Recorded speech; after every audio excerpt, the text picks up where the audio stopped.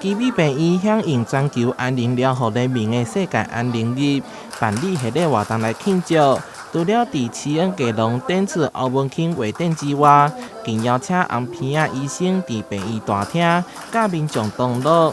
同时，还有义卖活动，将安宁疗护观念传导出去。我想，我们今天主要就是在推动这样的一个安宁的一个观念，让我们的民众能够多多的了解这个安宁对一个在一个人生的规划过程中在除了治疗以外一个很重要的一个决定。基美病院希望病人会当确保善终宽益，真正安宁品质。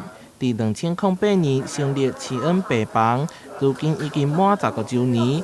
一路行来，医疗团队帮助侪尾期病人善终。在奇美医院，我们也是让很多民众可以在他们的这个人生的最后一段路程中呢，能够活得精彩啊，能够感动他的四周围的人，也能让家属他的照顾他的家人得到平安。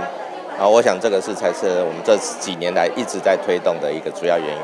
每一当的世界安宁日，基美病院医疗团队拢相当期待用无同的方式，邀请大家共同关心每期病人甲医疗临终照顾的议题。